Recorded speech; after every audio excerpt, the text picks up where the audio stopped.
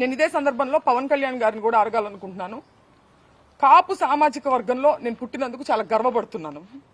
అయితే ఇవాళ మీ బలం చూసుకొని కాపు కులస్తులందరూ ఆళ్ల పట్లే ఉన్నారు అనే ఒక బలాన్ని చూసుకొని ఇవాళ కాపు మహిళలమైన మమ్మల్ని తిడుతూ కాపు అనే కుల ప్రస్తావనతో పాటు బూతులను జోడించి లకారాలు జోడించి మమ్మల్ని తిడుతూ స్త్రీలని మా ఇంటి మీద దాడి చేసి ఇవన్నీ పగలగొట్టారు.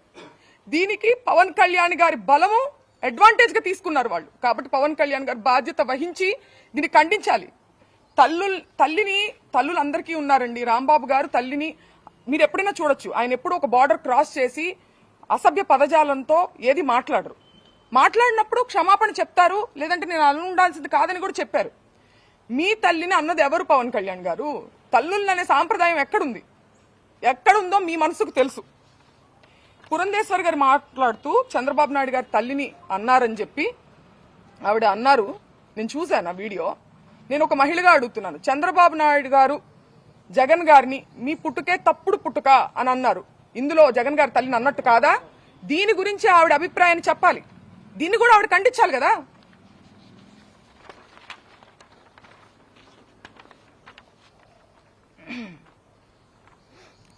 ఒక్కటే చెప్పదలుచుకున్నానండి, మేము వైసీపీ పార్టీ అని చెప్పి ముద్రేసి ఇవాళ పార్టీ అధికారంలో లేదని చెప్పి మేము బలహీనులం అని చెప్పి మా మీద అటాక్ చేస్తూ ఇవన్నీ చేస్తున్నారు. కానీ మీరందరూ గుర్తుపెట్టుకోవాల్సింది ఒకటి ఉంది. అన్నిటికీ మించి ఇది తిరుపతి లడ్డు విషయం దగ్గర మొదలైంది. మేము అన్నిటికీ మించి మా నాన్నగారు దేవుడు పార్టీ నిజాన్ని మాట్లాడారు.